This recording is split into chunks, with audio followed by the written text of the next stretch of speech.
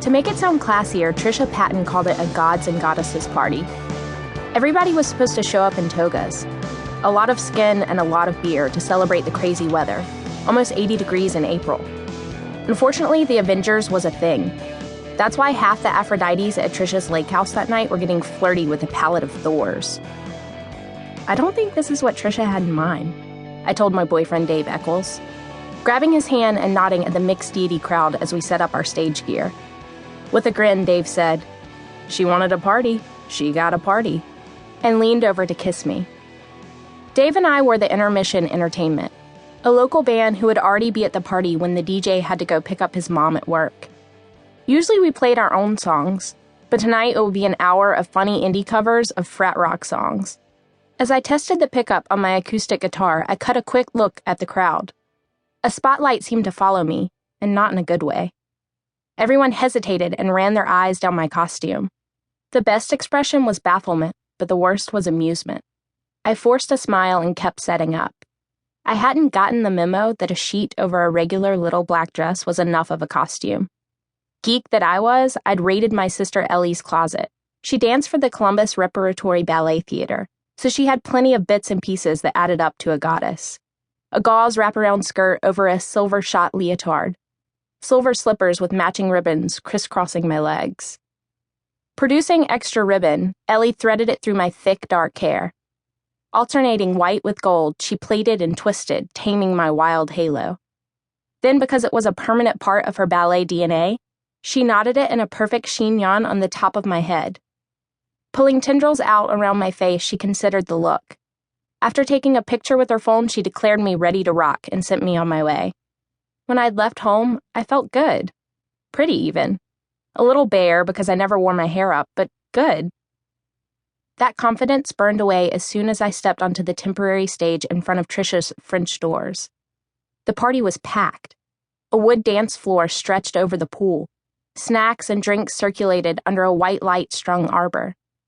And there I was, the trying too hard girl on stage, crazy obvious in front of a sea of sheets and plastic plate mail.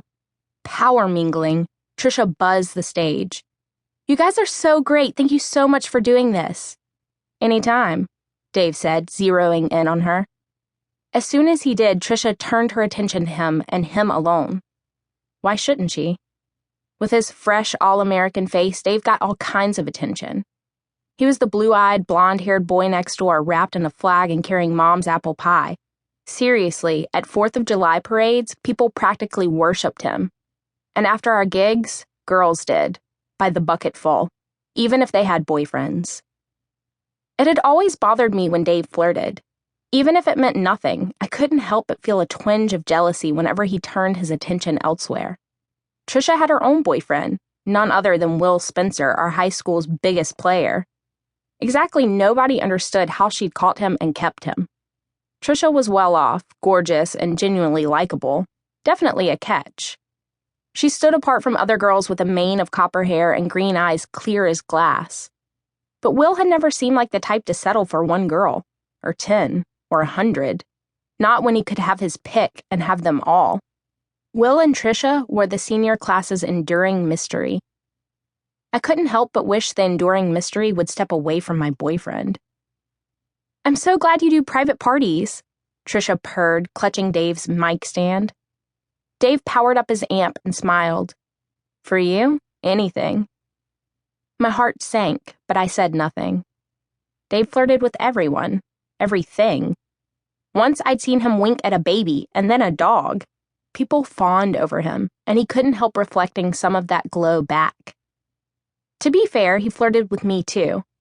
When we played, sometimes he'd lean over to murmur in my ear, between the mics just loud enough for me to hear. "You killed that verse. Love the way the lights catch your eyelashes." Things no one else could or would ever say to me. Which meant I had to get over myself and get back to work. Giving my guitar a quick tune, I strummed a few chords. The universal notes for "stop flirting and let's get this gig started."